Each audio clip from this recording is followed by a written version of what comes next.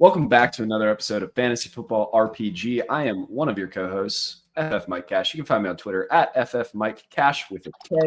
You can find Evan over at FFRPG Pod wearing what is that, a dark teal? I figured I'd go with the dark green for my Eagles in the Super Bowl this week. I just had to represent the colors. Yeah, I love it. And if you hear that beautiful chuckle, that is Chuck, the Chuckle Master Bass. Chuck, how are you? I'm doing good. He's got the performance polo. I've got the performance jogger fleece. We're looking pretty fly right now. I don't know where the Viore sponsorship is yet, but it's got to be coming. Yeah, we are actually sponsored by Temu. The tariffs are going to hit us hard, but we are looking forward to it. Listen, you guys are here for some Dynasty quarterback rankings.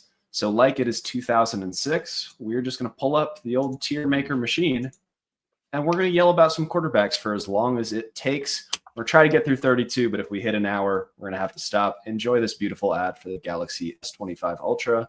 Samsung, if you want to sponsor us, hit me up. But dude, don't diss IKEA on the bottom, all right? Let's not leave out our international friends. The international community is hurting right now with these tariffs, guys. So we got to get all these Swedish companies in. Yeah, between IKEA, Zyn, like most of the North European countries are thriving. Let's talk about Dynasty quarterback rankings. We're going to take longevity, contract security. Are they good at football? Do they score fantasy points? And the way that we're going to do this, we're just going to each take a turn. You can throw someone into the tier. And then once we've thrown everyone into that tier, we can say, I want to go to the next tier. Here's the next guy I want to talk about. Chuck, as the guest, lead us off. Who is the Dynasty quarterback one in the Cornerstone tier? Dynasty quarterback one, no question. Don't even gotta think about it. Lamar Jackson. No ifs, ands, buts, what have you. This is an automatic slam dunk. He's not so far ahead of the pack that, we can call it a day and go tend to ourselves in a thematic way. He's proven to me that the situation around him will never matter. He's proven to me that he can stay healthy and impact the game. Love the system around him. Love the young guys. His weapons are looking on the up and up. Derrick Henry proved that it wasn't going to take away from him in any meaningful way. And Derrick Henry has a shelf life compared to most of these other great running backs. So give me some Lamar, and let's feel good about it. Yeah, no qualms there. I think he's been in the conversation for 4 or 5 years now. And listen, if you put Lamar Jackson in an office chair and put him in the pocket, he'd still be a good quarterback. So add in the dynamic rushing ability. I'm all about it. Evan, give me another one that goes in the Cornerstone tier. Yeah, Cornerstone tier. Very simply, Josh Allen. Been a behemoth of a man. Red zone threat ever since he came into the league, even in high school, college, all of this. Always that behemoth running the ball inside the red zone. Has been QB1 multiple times. We've seen it. We know what he does. He's going to continue to do it. Very fair, very reasonable. He's throwing to the ghost of Amari Cooper, Keon Coleman, everyone's wide receiver 17 in the draft, and Khalil Shakir, son of a Marine. Shout out Master Guns Shakir. Let's go to... Well, I have to ask real quick, though. I have to interject here. Josh Allen did get engaged, and I think you guys know that what happens to a player in the short term after he gets married, engaged, superpower. So we need to know when that wedding's going to be. We need a wedding date. We can get the sources out there in the field. Somebody can just sift through some trash, hack some emails, whatever it may be. Need to know when this wedding is. I will contact my cyber sources. Let's get a hold of Josh Allen's emails, figure out when the wedding is. I'm going to go ahead. I think there's still a couple of guys that can go in this tier that we think are hashtag good at football, are scoring us a lot of fantasy points. Bless you or cough or whatever. Listen, my heartthrob, my beautiful boy, Jaden Daniels. All of you are going to say, what about CJ Stroud? Shut the hell up about CJ Stroud. He scored 4 less fantasy points as a rookie per game. Was throwing to Nico Collins, Tank Dell, and then we gave him a huge bump with the Diggs trade. We were all fired up about this pocket quarterback who was, fine for fantasy. Jaden Daniels, if my chart is correct, let's see, 21.5 fantasy points per game. I'd say that's pretty good. For comparison, in 2023, more than Lamar Jackson scored, more than Dak Prescott scored, more than Kyler Murray. Yep. Again, sorry, 3, not 4 more than CJ Stroud. More than Justin Herbert, Patrick Mahomes. Get the idea. Jaden Daniels is good, and he's throwing to Olamide Zaccheaus and the ghost of Zach Ertz. You know that's going to get better. I don't know what to tell you. Jaden Daniels is a cornerstone quarterback, and I will be paying up because people are going to say, what about CJ Stroud? And I don't care. Evan, you want to take this one? He was a rookie, Mike. A rookie. And he scored that many fantasy points and took the Washington Commanders to the NFC Championship. He also used to play for Herm Edwards. So can anybody that used to play for Herm Edwards be good? Damn, that's a great angle. That's a fantastic slight. Is good. Hashtag good at football.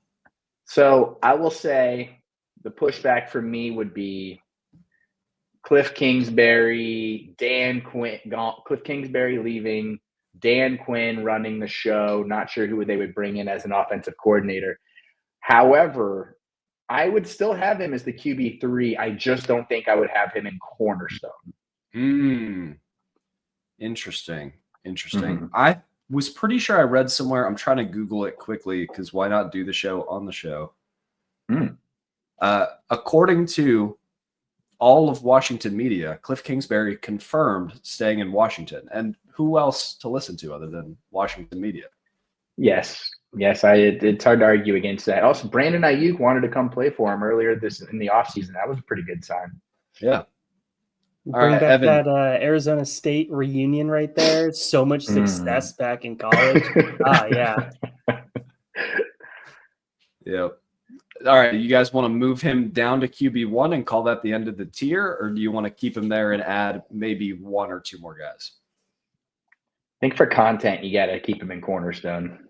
Just for the hate clicks on Twitter. For content city, baby. Yep. All right. Back to the top of the order. Chuck, give us an option. Back to Chuck. Give me Jalen Hurts. I think that's a pretty good slam dunk there. Kind of just like everything I said about Lamar, only a little bit worse. I'd probably have him in QB1 just because I don't know, just how long can this style of play maintain without him improving significantly as a player? I mean, he's maintained this course of, fantasy dominance since he took over, but I haven't really seen a lot of elevation. Kellen Moore is going to leave, so it looks like that he's going to have his 4th offensive coordinator in 4 years. And that doesn't really impact his floor for me as much as it impacts his ceiling compared to these other guys. So still pretty young, still feeling pretty good about him. He's just got that beautiful baked-in rushing floor that gets me all hot and bothered. What's funny is that a lot of people think that he is a very average quarterback, but he just keeps scoring fantasy points and is not like he has AJ Brown, Devontae Smith to throw to. Like, he'll still have those guys, so why complain? Tush push for glory. All day. Evan, any pushback, or you want to get to the next name? Any tush pushback? No, I'm fine with it. I think it's reasonable, you know. It's very polite. All right, Evan, who's next?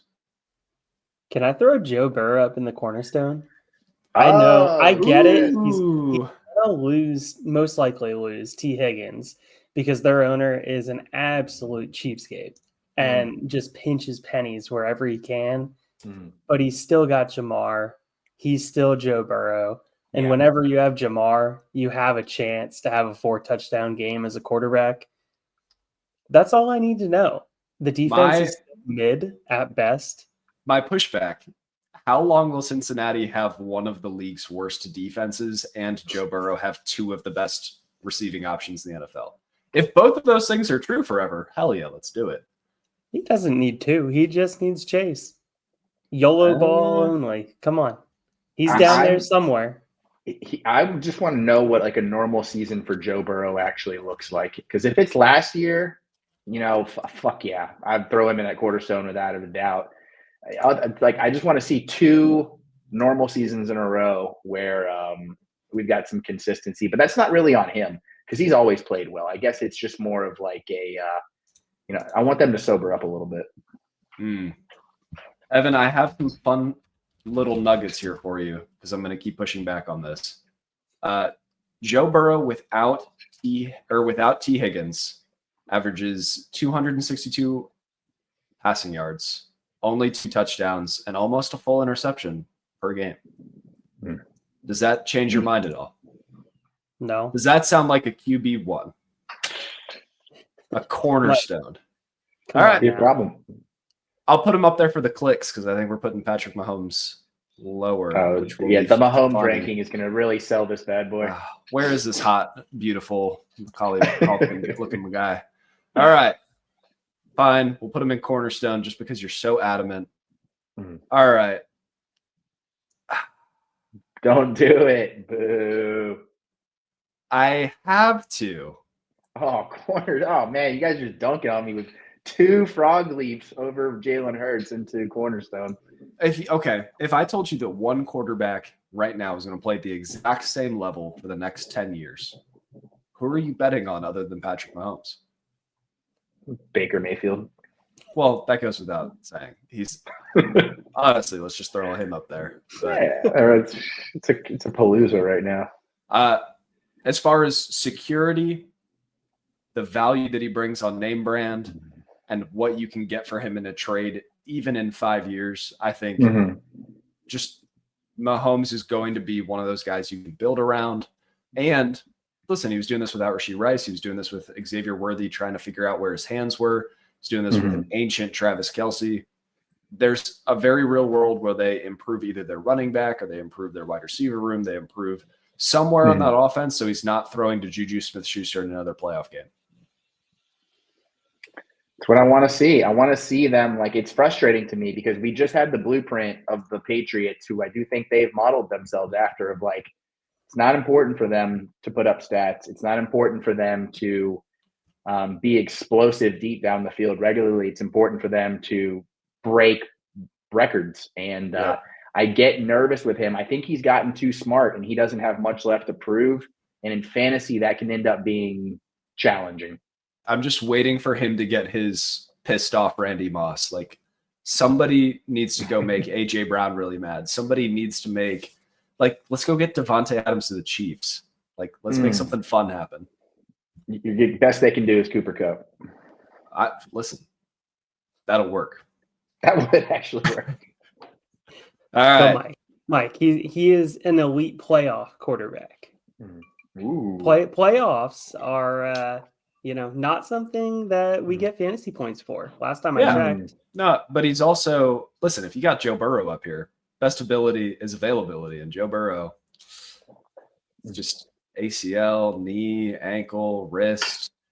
How, hypothetically speaking, and this is just pure reactionary, how would you feel if the Chiefs win the Super Bowl on Sunday and Andy Reid and Travis Kelce retire? It would make me sad. But you wouldn't feel any differently. I think there would be a dip in value and I would be buying him. But I think that he has had enough time in the system and the infrastructure of the Chiefs is there. It's not going to be the same, but it might be different in a better way for fantasy than for real football. Sure. Like maybe there's a scenario where they're like, hey, how about not having a bunch of third stringers? How about we bring in some studs? Yep. Hey, Mike, how many 30-plus point games did he have this season? That's fair. Oh, no. I completely understand. I'm talking about longevity. I'm talking about name brand. I'm talking about what I can get for them in a trade. I'm talking elite defense, middling wide receivers, a running game that should be getting attention this offseason, an aging Travis Kelce, an offensive line that keeps getting away with false starts and just magically Eagles social media is taking over right now. What's funny is that if you switched Burrow and Mahomes' situations, like we'd be arguing the exact opposite way. Yeah, but listen, if you want the good situation leading to fantasy points, go get you some Burrow. If you want the certified good quarterback that's going to be in the league as long as he wants to be, go get Patrick Mahomes. That is probably where he does end up landing. Like, of all the guys, even Lamar and Josh Allen, he's probably still going to have the biggest like anchor of a trade, or at least like you're going to find somebody who in your league that consistently believes that like, oh, the great big season is coming. Like, you're going to be able to anchor yourself to him, whether you want him on your team or not. I have a new tier. It's called Evan and Mike argued for 10 minutes. It's nice. Joe Burrow and Patrick Mahomes. All right, Chuck. Next one. Oh, Chuck back on the clock, eh? We are thinking Sam Darnold? Sam Darnold. I've had enough of Sam Darnold in my life for to last me a very long time. Let's see here. I'm probably going to go with – you just took Patrick Mahomes. That was a good one. I'll still take Kyler. I'm probably going to have to continue to be the Kyler guy here. And this is important for me and important for the viewers that I separate myself from who he is as a football player and the winning aspect and the Cardinals franchise and all that, and just purely focus on like, this is still a guy who's capable of being a top 5 fantasy quarterback and will rarely be beneath a top 10 quarterbacks. So they're still working with very young, very talented weapons there, hoping it coalesces at some point. I still like the leadership. Maybe they can get a little bit away from this annoying-ass James Conner, pound the rock, and a little bit more Kyler scramble, a little bit more, trusting the offense a little bit more, just riding the wave. This one also, I will say this ranking comes from when you really look at the next 4 or 5 to maybe even 7 guys, like pick who you like, because I don't think I could argue strongly against any of them.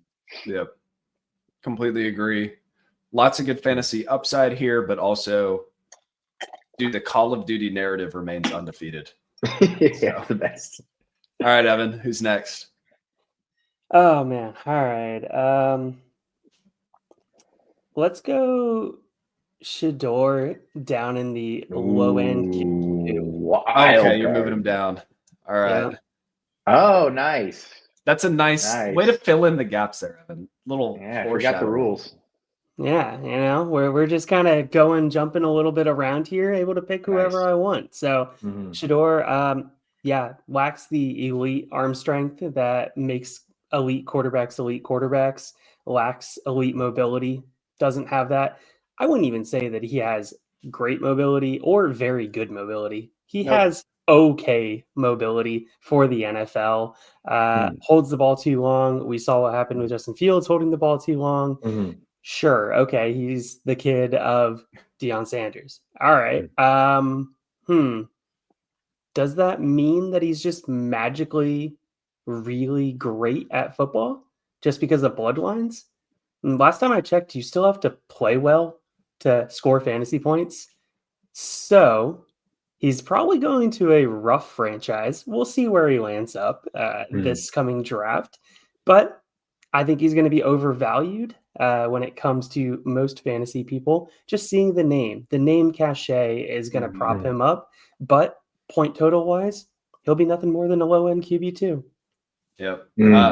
Go check out our Dynasty quarterback rankings for the rookies and go check out our Superflex mock draft. Evan and I played chicken with the quarterbacks. You really just compared Shador Sanders to Justin Fields without the rushing ability or arm strength, and I love you for that. That will be getting clipped. That's one of the biggest disses I've ever heard in my life. Imagine if Justin Fields had no athletic skills. Very nice, Evan. This is I don't think I've heard anybody say anything positive about Shador. It's a tough run for him. And we haven't even gotten to the meat of like dissecting these guys yet either. I think he has very good processing ability. If he ends up in the right situation, he could be Tua, which means you're still a little worried. I'm going to go ahead and I'm going to put Drake May in the Justin Herbert tier. For those of you that are confused, that is right below QB1. Those are the guys that we're good at football. And they could score fantasy points if the situation was ever good. But, like, will it ever? Like, we were all fired up about Justin Herbert because he got Ladd McConkey, the 5'10", 186, scrappy, brings his lunch pail to work, kind of guy you'd let date your daughter, wide receiver. The hits, all the classics. And I just think Drake May is on the Justin Herbert path to success. Well, so does that mean we have to wait for Justin Herbert has to go through or he has to go through the rite of passage, Brandon Staley 4 years of trash and ass, and like, look, they had good coordinators. Joe Lombardi was not a great winner, but he put together a decent offense. Kellen Moore, same thing. I would just love to see them fast track a little bit, because like, what has he done that kind of surprised the hell out of everybody, except for people who paid attention to like his traits? He rushed the hell out of the ball, and he rushed without fear. So I love having him that high already. I think it's very promising. And you know what? I'll go ahead, just so we can skip ahead. I'll put Justin Herbert also in the Justin Herbert tier. Smart. But let's round out our QB1 and cornerstone so we can read off the top 12 before we hit halftime. Chuck? You want me to do the honors? I mean, we got what? 3, 7, 9. We got 3 more, so we'll all get one. Okay. Let's start at the top. We're doing one more? We're each gonna do one more. This will be a good time. Okay. You know what? No. I want to know where the hell this guy goes, because I'm very fascinated. Where's Dak Prescott fit in our rankings, boys? Because you pull him up to let's see here. I'm going with, high-end QB2. I still feel pretty strongly about him as a player, still got CD Lamb here. Not too terribly worried about any. Brian Schottenheimer sticking around, which, like, look, I don't know how long that's going to last, and I don't know specifically what kind of offense they're going to run. But he was calling the shots when Russell Wilson was having his best seasons in Seattle. Is that something to hold on to? Probably not, but I don't know. He's a tricky one to nail down with all the Dallas stuff that's happening in the media right now. Yeah, we are 1 year removed from Dak Prescott QB5 in fantasy points per game. There's got to be more to this than just CD Lamb, and that's it. So buy the dip. Yeah, I think so too. He's still relatively young. Yeah. Evan, give us another one. Can I get some diss coming our way when we post this on X and go with CJ Stroud in the high-end QB2? Oh, for Dynasty? Why not? Why? Yeah. Well, what's he going to do with his legs? That's the biggest question that I have. Absolutely nothing. Pretty much nothing. So you start looking at that. Even his rookie year was good from an actual NFL standpoint, but from a fantasy standpoint, you look at it and say, I mean, he was fine. If we're talking about somebody that is going to be looking around that 4,200 yards per year, and then taking a chunk of sacks, because this offensive line took a major step back this season, which is very concerning. You added a bunch of wide receivers around him. Obviously, Tank Dell got hurt, is going to be out almost all, if not all, of next season. Stephon Diggs is an impending free agent, also got hurt. So it's basically Nico or bust, unless you consider Dalton Schultz a truly viable second option in an offense. This is John Mechie erasure. Which I do not. So quickly. So let's get some hate going in these streets because CJ Stroud is completely overvalued. Tough fall for the Dynasty QB3 this time a year ago. I think he was up to QB1 in about a month. So. Oh my God, it's absolutely insane. And you know what sucks? Like his start to the season wasn't even that bad, and then when Diggs was out of the picture, it was good night. But man, that is brutal. I think Rivers is going, or not Rivers. I think CJ Stroud will end up being prime Rivers. I think that's his trajectory, where like you're not really going to want him as your QB1 in single QB leagues, and you'll be happy to have him as your QB2 in Superflex, but like I don't know how many weeks he's going to be winning you. Yep. Completely agree with all of that. The like narrative around him this time last year was wild. Let's get Evan. I actually have a couple of fun questions, and Chuck, feel free to chime in. CJ Stroud or Bo Nix? Well, I trust Bo to be able to run a little bit more. So I'll take a slight but same tier with Bo Nix. Slight edge. CJ Stroud, or where was the other one I was looking for? Who just outscored him? Baker Mayfield. From a dynasty standpoint, you can't. I mean, dynasty standpoint, Give me Baker, baby. You're looking at the same value.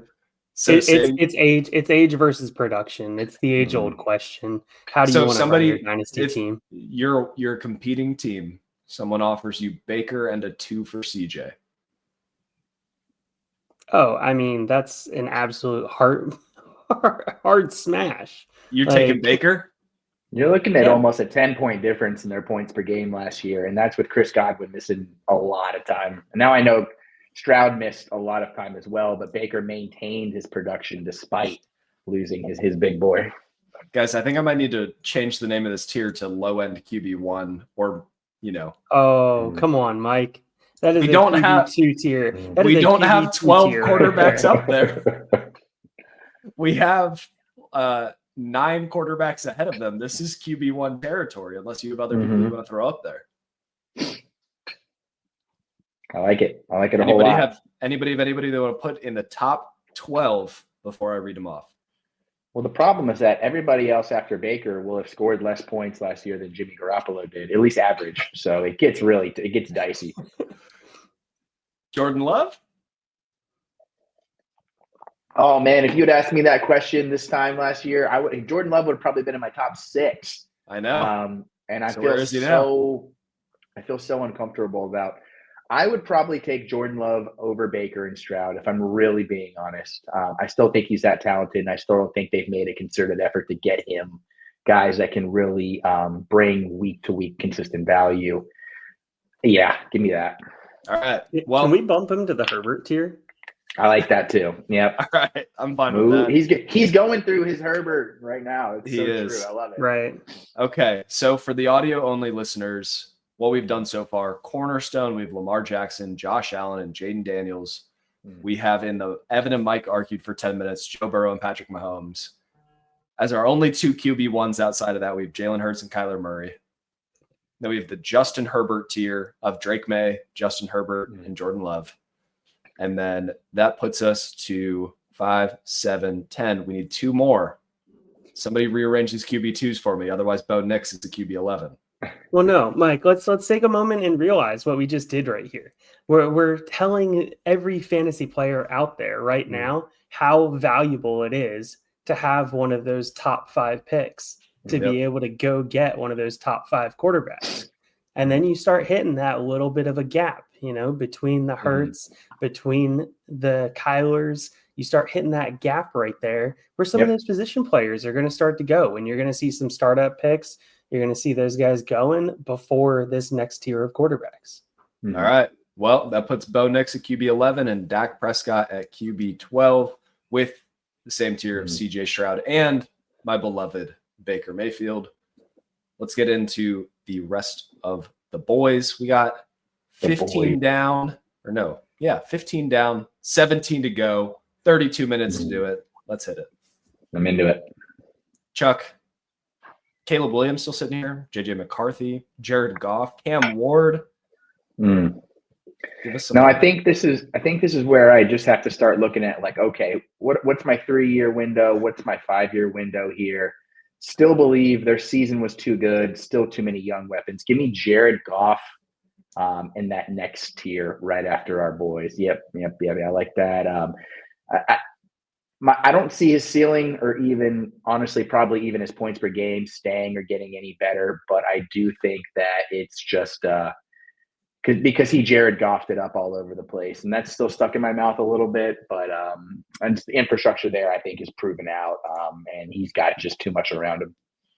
I will say, from a risk management perspective, I'd rather have Jared Goff over Shedeur Sanders. You're rolling the dice with Sanders. You hope with his skill set he can become Jared Goff. That's the dream. That is Shedeur Sanders' dream. Evan, give us someone. By the way, for everybody, I put Derek Carr in the U tier, which is all the way at the bottom. Smart. I think that was the first one we just forgot to talk about, right? Yeah, I mean, it's easy to forget about him.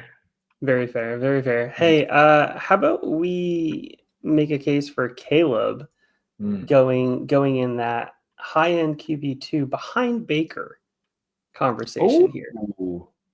I'm not. You're not going to get a pushback from me, which doesn't make for great content. But I love to see somebody else who's still high on him. Do we love Ben Johnson? Love, no. Like, yes. I think he can help to maintain a positive trajectory for Caleb. I do not think that he elevates him like a rocket ship, like some people are saying. I agree with that. And I think that's a very measured and reasonable take, which is boring for us. Wow, you expected the engineer to have some crazy take? What are we doing, Mike? But no. He's a tricky one. He is. He's an incredibly tricky one because a lot of people spent the 101 on him. You know, a lot of people still have him higher because they have the sunk cost fallacy going right now. Oh man, I spent so much on him. I can't move him for Baker. No, I'm not going to do that. Even on win now teams, you look at that offense, you realize what they're doing, you realize the weapons around him. I think Keenan Allen's the free agent this year, but you know, could re-sign him. You never really fully know what's going to happen with the Bears. The Bears defense is getting better, so hopefully that allows for some short fields for the offense, lead to some more touchdowns. Yeah, I mean, he did a great job. I mean, not that he throws interceptions, but I mean, like if he did, he would have countered them all last year with his rushing stats. Just the touchdowns weren't there. And I think touchdowns not being there is much more indicative of the lack of an adult in the room and there being any like real good plan. And maybe the expectations being a little bit high. Certainly he didn't play well compared to what we all thought it was going to be, but I also don't think he played bad. So I really like the direction they're trying to go. How much do we trust it is why he is at the very bottom of high-end QB2. It's a very spooky tier right there. And if you showed this graphic to somebody this time last year, they would have laughed at you. All right.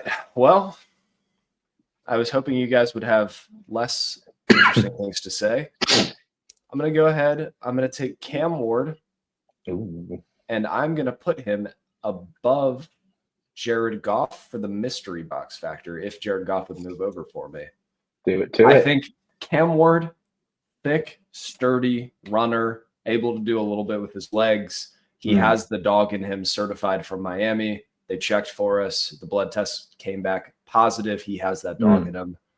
I just either you have it or you don't. He has the swagger. He can make an organization believe in him. And I would rather bet on that guy than Shadur Sanders personally. And then Jared Goff is fine, I guess. So how much of this is going to be, or not how much of this, give me your landing spot takes varying on where he goes, whether it's a Tennessee or a Cleveland or the Giants, something like that. What is your hope? So my dream is that he goes to the Giants, pairs up with Malik Neighbors. They double tap on a tight end or a running back. I like Tracy. I think they could upgrade or offensive line help in round 2. And now all of a sudden you're looking at a guy who already has his number 1 target, lots of yards after the catch factor there. And then I still have this like weird I believe in Dayball thing. I know that I shouldn't, but I do. If he goes to Tennessee, it's probably like the medium outcome. Worst case scenario, he goes to Cleveland and then he dies. Do you think that there's like goes to Tennessee, he's got Ridley, he's got Chig, maybe there's like an early career Joe Burrow-esque in his development, or do you think that doesn't really fit his game as much? I don't know if it would be an early career Joe Burrow, but we could see like a CJ Stroud type season where the team does better because Tennessee's defense is improving. They have a very strong interior defensive line, which can pressure quarterbacks quickly. They can make a couple of free agent splashes around him. Like we could see Tennessee all of a sudden be a competitor in the AFC South because that division isn't scaring a lot of people. The Texans were supposed to be the top dogs for forever. They're not. The Colts were supposed to be amazing.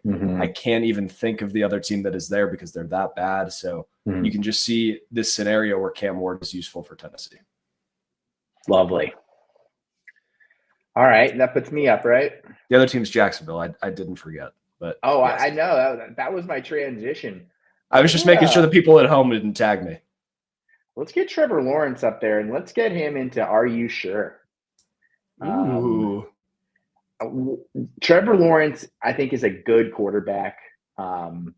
However, I'm going with history here on this one, and I'm just seeing what this franchise has done over and over again to people, whether or not they're good or bad, and how much success they actually find outside of it. So I might put Trevor Lawrence in fantasy jail until we all saw the Duval that Leo Cohen brought. I love Brian Thomas. He showed to be quarterback proof.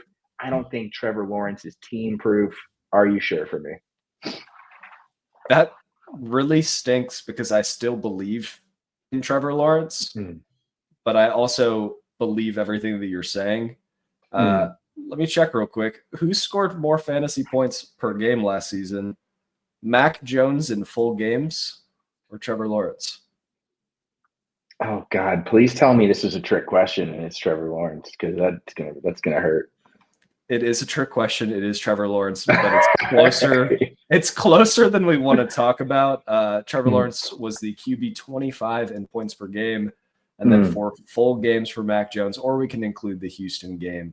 We're looking somewhere around 13 or 14. Yeah, math off the top of my head. Sure.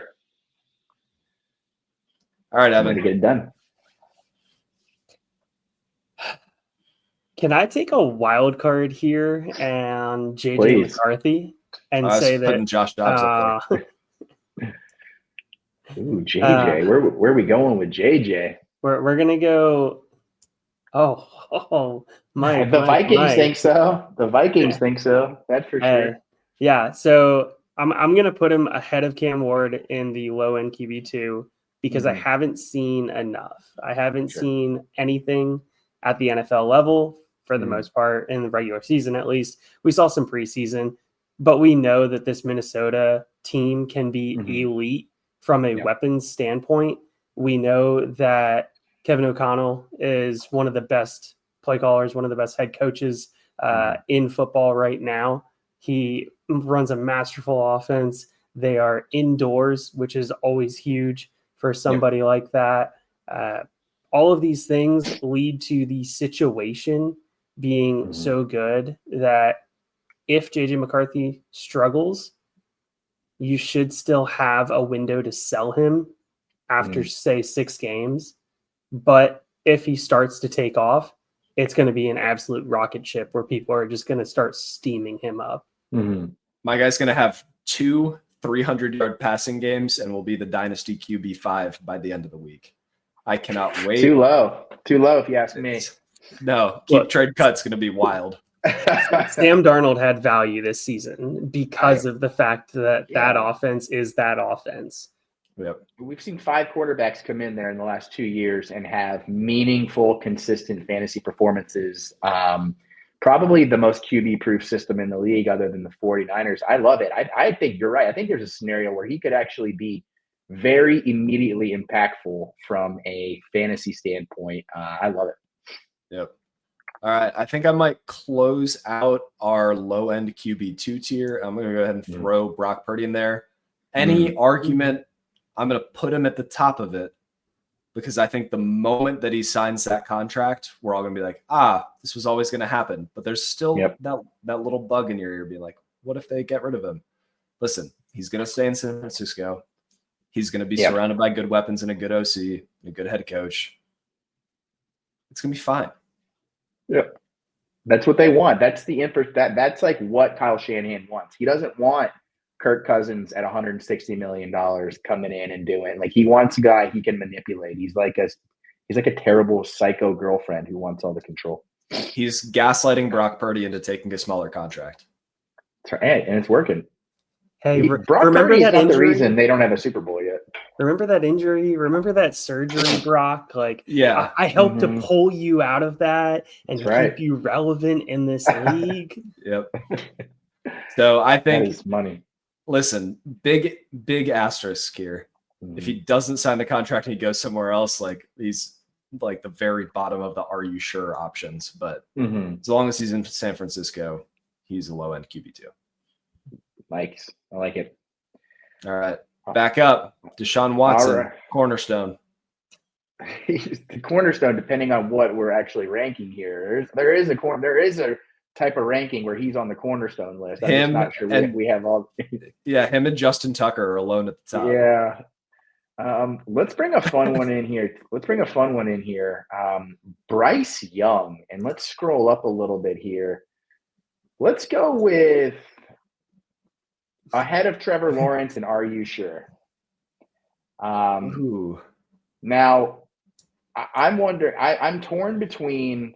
Boy, I really like what he showed last year towards the end. A lot, ran a lot more, was much more comfortable in the intermediate and deep areas of the field. However, like, are we sure that wasn't just like he got hot for a little bit and that he cracked the code? Because I still don't see this guy having the career that people thought he was going to have. I'm having a lot of trouble seeing it still. Yep. He had 1, 2, 3. We'll call it 3 or 4 games where he was medium. Mm-hmm. Was the bar just set so low from the previous season and a half that even some spark was encouraging to me? I mean, I think that might be it. 5 rushing touchdowns in his last 6 games. I'll take that. But like at your frame, playing like that, that's not sustainable, brother. That is fossil fuels in 2050. Like that is not a sustainable course of to take. I would put Trevor Lawrence higher, but I'm going to leave it how it is for fun. Nice. Evan? Clutch. I'm trying to decide here, Mike, because I want to go Anthony Richardson, and are you sure? Because we saw a tale of two cities, all right? We saw Anthony Richardson, bad Anthony Richardson. Until about week 11 when he came back against the Jets. And then what did we see? QB4. Interesting. All right. 2 rushing touchdowns. That's going to steam him up. Oh, look, we had 5 rushing touchdowns in the last 5 games that he played this season. That's going to keep him relevant. Oh, look, we had over 30 rushing yards in each one of those games. All right. That's free points right there.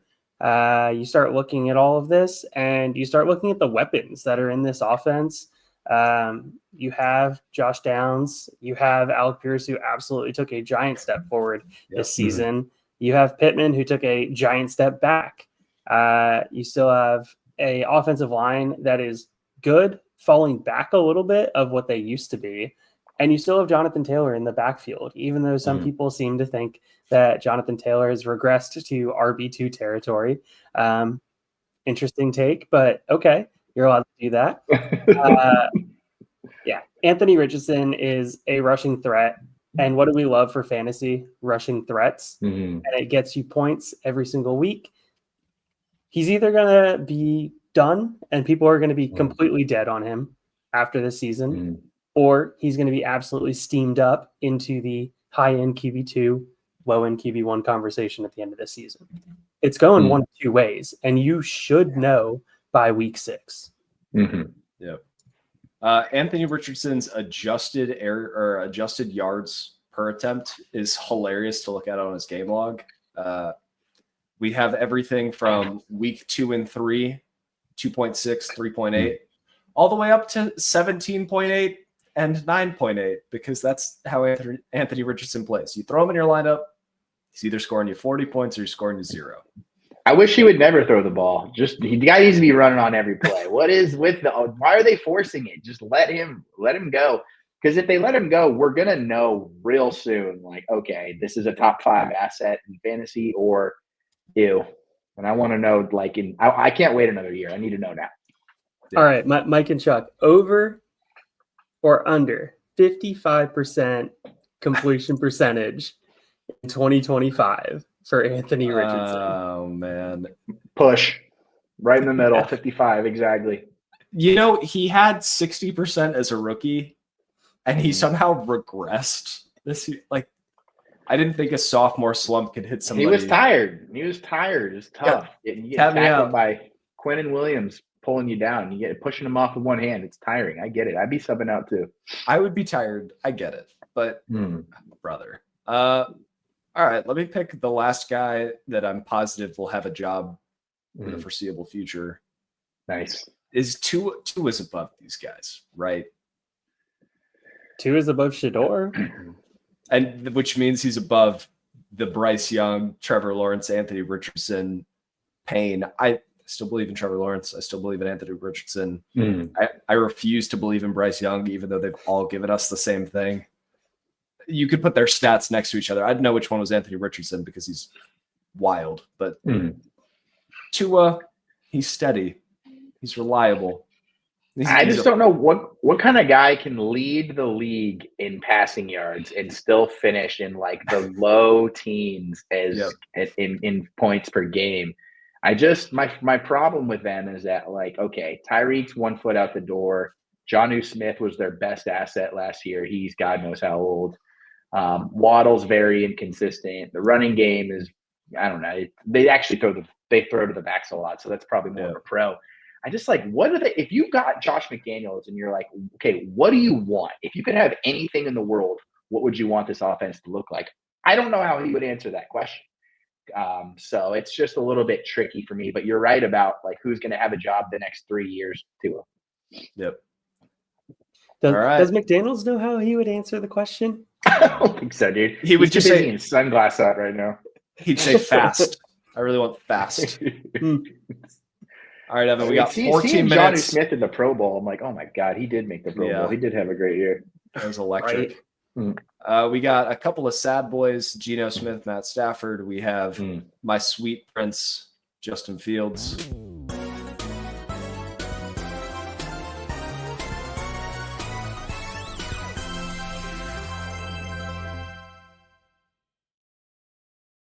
So if we could just get some clarity on those. Beautiful. All right. Who's up? Yeah, I am. I'm trying to figure out how much flack I'm gonna get from Mike if I say that Michael Penix is over here making that was these my tiers. Next pick. Okay, all right. Pick. I love it. I'd have him over Shador. Yeah, I'm with you, Mike. I would have him right where you have him on that list. I'd put him above Jared Goff, honestly. That's where I'd slide him. That's how I feel. Honestly feel that good. We'll split the difference. Yeah. All right. So Chuck, you're a little higher. The issue for me is I saw so many injuries from watching his college days. And it's concerning. Obviously, there had to have been somewhat of a clean bill of health at the combine or any other time that they brought him into the building. So that gives me some hope. But man, you want to talk about Weapon City?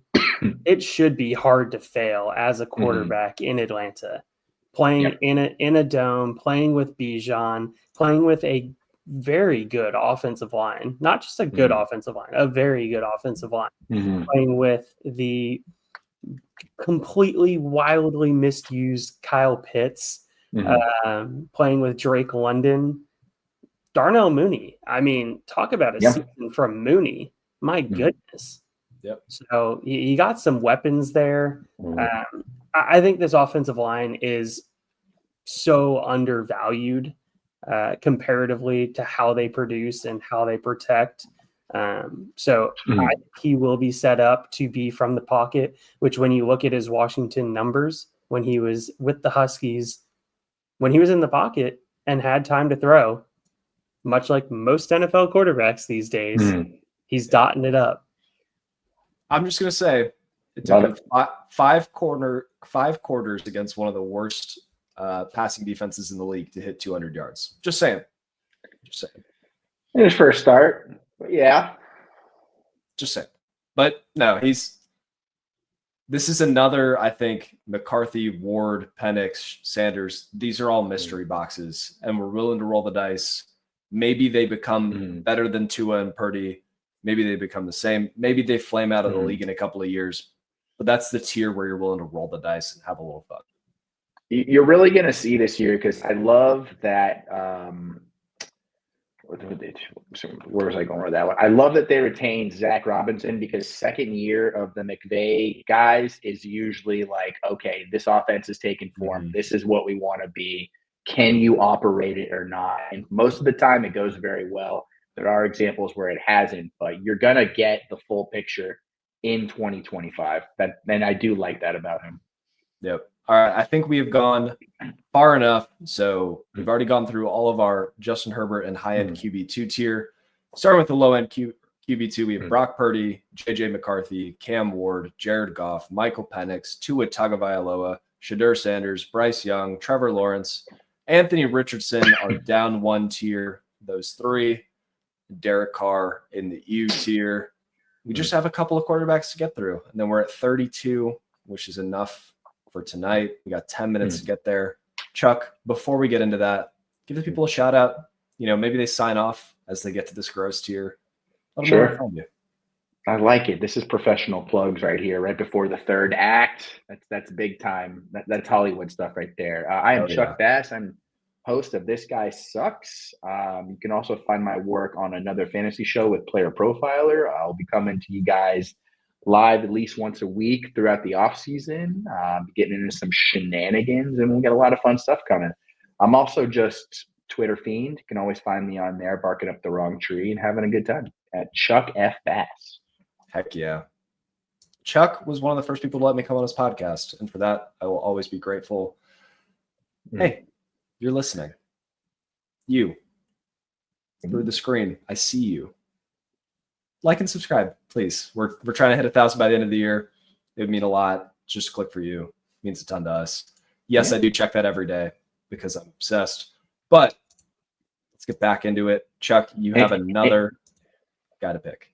Anyone worth their salt would check that every day, as do I. All right, give me Super Bowl sports reporter and man of the year for 2024, Jameis Winston on the will probably be on a roster.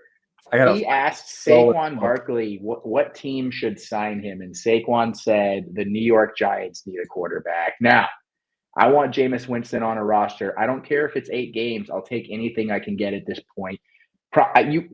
There's not another guy, like, would you rather have in fantasy Kirk Cousins or Jameis Winston go into a team and rising the tide? Would you rather have Aaron Rodgers or Jameis Winston? Would you rather have Derek Carr or Jameis Winston? Like, he's the only guy that I think can elevate a fantasy offense to a point where you're like, oh, I'm so happy to have him in my lineup. So give me some Jameis. Let's keep him relevant.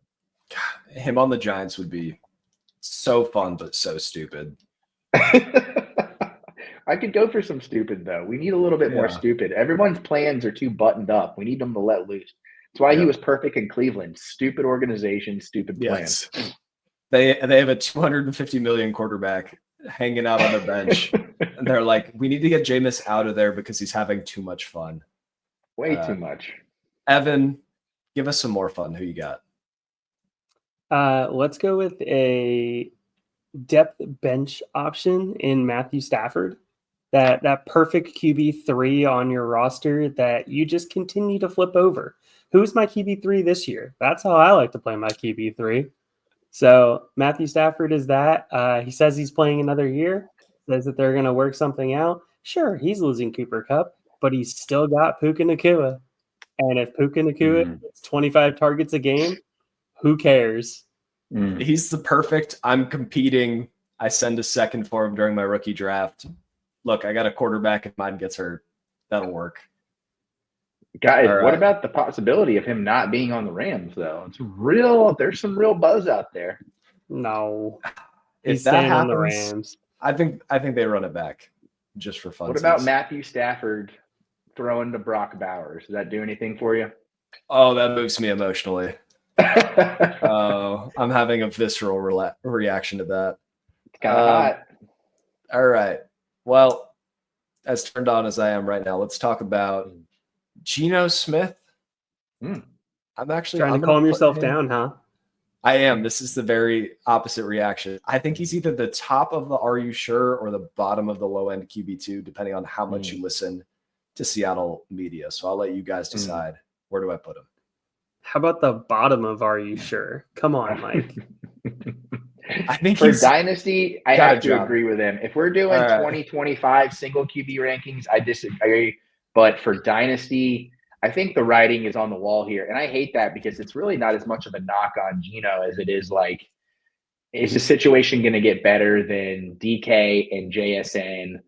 And then if he goes and plays for another team and he has to start all over again when he was really starting to find his groove, like it's just, we've seen these stories end for quarterbacks and they're usually all the same. Yeah, it was fun. It was a good ride.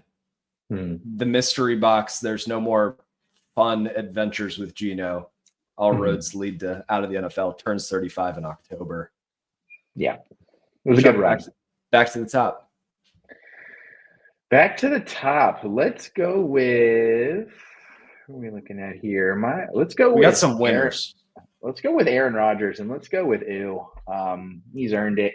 I watched Enigma. It was the biggest waste of time in my fucking life. And I think that's probably influencing this ranking more than anything.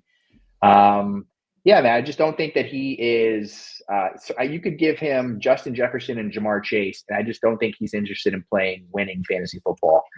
I get it, right? He's at that stage of his career. I understand why he plays the way he plays, but he's just not putting a product on the field that I'm interested in watching. I think he's taking the easy out on explosive plays, and it's not benefiting anybody in particular except for Devontae Adams, and who knows what that's going to look like next year. Where did you want Rodgers? Below Derek Carr's ooh tier. All right. I couldn't find him in this tier maker because there's just so many random backup quarterbacks. So that's the Aaron Rodgers pictures you get. I agree. Is he going to play? If he plays, is he worth it?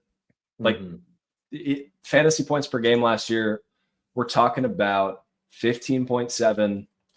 For comparison's sake, you could probably find, let's put this on PPR real quick.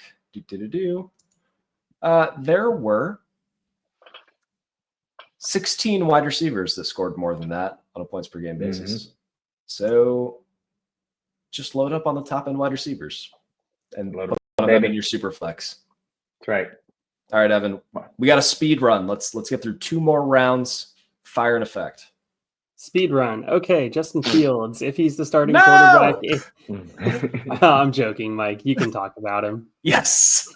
Let's go Jackson Dart. He's been being steamed up by a lot of people in the depth bench options, deep bench options. I can't speak apparently. It's been a really long DBO. day. So yeah, let's talk about some DBO here. What's he going to do? He's going to take some time to learn. Most likely shouldn't period, be a starter. And year 1 definitely needs to acclimate to the NFL. But people are steaming him up right now as the QB3 in this draft. QB3 is just kind of a crapshoot in this draft, much like QB1, QB2. Do we really like them for fantasy? All right, whatever. But QB3 here. That's where you're going to make your salt if you're any kind of fantasy analyst over here. So, maybe Jackson Dart pans out. Pre-draft, I'm taking him in the 3rd round in all my rookie drafts just for fun. Post-draft, I've been fooled by Ole Miss before. I'll let the NFL decide for me. Chuck, just kidding. My turn. Justin Fields, cornerstone, easy day. No, I'm going to put Justin Fields also in the deep bench options. Listen, supply and demand. Quarterbacks. It's a whole lot of demand, not a whole lot of supply. Justin Fields could get a starting job. And how many quarterbacks with a starting job are you like, yes, I'm putting him in my lineup? Justin Fields is one of those guys. Is he the starter in Pittsburgh next year? I freaking hope so, but we'll probably sign Russell Wilson to a way too big of a contract, win 8 games, and be out of any quarterback competition. I think you'll do the reverse, where Russell will start the first several games and then they'll go to Fields. They'll flip it from this year, if anything at all. I like that. Mix it up. All right, we got 48 seconds. Got to keep it under an hour. Chuck, quick, go. I got you. Sam Darnold at the top of deep bench options. Not even are you sure. I think we saw the real Sam Darnold in that playoff game. I think the ghosts are back. Also, thank you for picking Jackson Dart because I was sitting here going, who the fuck is that guy this whole show? So I appreciate that. All right, Evan. Deshaun Watson, ew. Nice.